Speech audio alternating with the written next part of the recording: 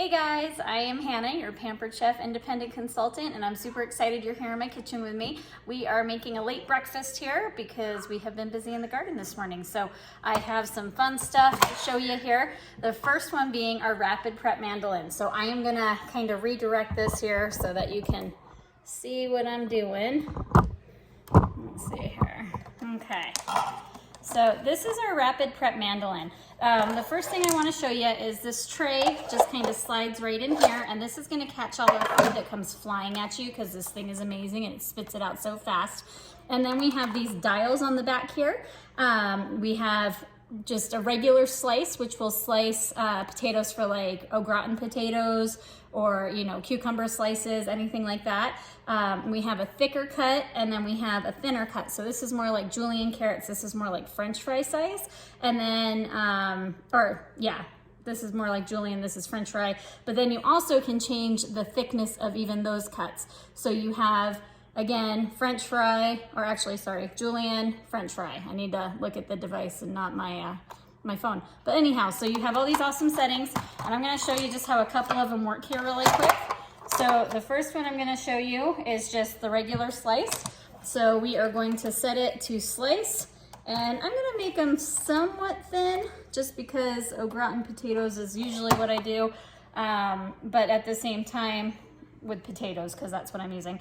But I usually go a little thicker on cucumbers and stuff like that. So you just put your potato in. Normally when you like use a slicer, you drag your hand across. This, you have this little plunger, and you're just gonna set it there, and you're just gonna, done. So you can see how pretty all those slices are. Your hand never goes anywhere near the blade, which I love. And I am not using these this morning, so I hate to be wasteful, but we're gonna just check those because I do have plans to be making stuff this morning. Okay, so the next thing I wanted to show you really quick was some French fries. I usually just take my potato full, stick it in there. I change my setting to the thick cut. Unless you want shoestring, then you can go more julienne. And then I just turn my dial to the 8. And this is also great for zucchini fries. If any of you like zucchini fries, and it does sweet potato fries in a second. So you can see again, just perfectly cooked. If you make anything that you slice and saute up like in a wok or anything like that, this device is amazing for all that veggie prep because everything is just so evenly cut. So again, just great little device here. And we are making hash browns this morning for breakfast. So I'm gonna show you how I make my hash browns. So I do have a couple little potatoes here that didn't come out, but that's okay. So again, I'm gonna go to this thinner slice because I want it as thin as possible. And I'm actually putting it on 0. Now, because I'm putting it on 0, it is gonna take me a second longer to chop these because we gotta take that out. I almost threw that in on top of it. Because I like them super thin for hash browns. So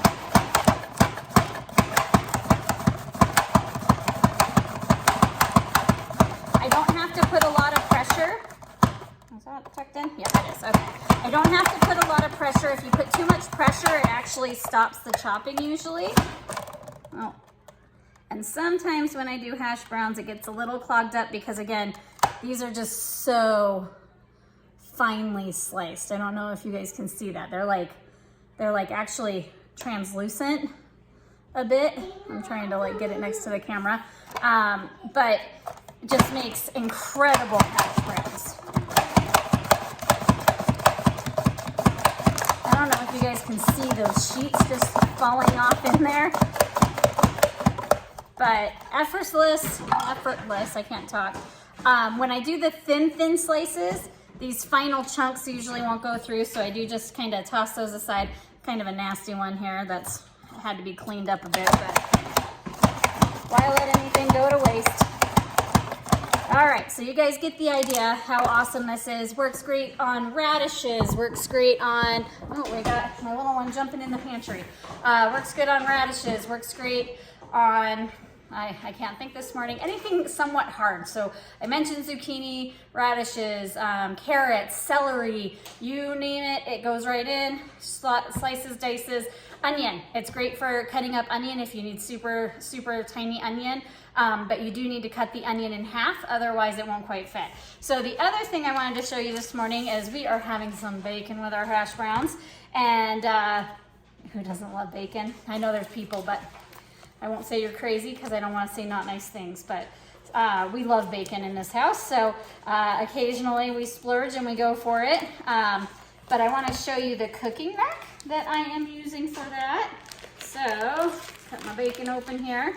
So Pampered Chef has the really well-known cooling racks that stack, but they also have a new baking rack. And I really enjoy this because it can actually go into your oven. Let me kind of redirect you here again. I'll move the potatoes out of the way for a second here. All right, so here we go. Here's our baking rack. Mine is a bit used, so it has a little bit of staining, but it can go up high like this, and you can put vegetables underneath on your tray. So potatoes, carrots, whatever you think would taste good with drippings cooking on it. And then you can like put like chicken up here and just kind of whatever kind of chicken you want put up here. The drippings will fall down, roast with your potatoes. Really, really yummy. Or carrots or whatever else you put with your chicken. But for bacon, you don't want it up high because of the splatter. You want to bring your rack down low and you can just set it right into the pan. It's pretty much flush. And then you cook it for about 20 to 25 minutes if you like crispy, which I love crispy bacon. And then you just cook it at 375. You can go higher, but I've heard that it impacts flavor. And I have actually found that to be an accurate statement because we love bacon and we do this at least once a week usually. So here's how we just lay it out here. And you can kind of see, I just kind of try and make the most of it fit on that I can. These are kind of really wide bacon slices, but normally I can get almost an entire pack, if not the entire pack of bacon on. And sometimes, I can slide it down and stick one last piece right up here. But yep, 20, 25 minutes, perfect bacon. Love it, easy to clean overall. The rack, it can stick to it a little, but I usually just soak it, take our cleaning brush, kind of scrub, and it comes off, and it's dishwasher safe. So you can throw it in the dishwasher for anything else that you feel didn't come off to your liking. But hope you enjoyed this video. Thanks for coming to my kitchen.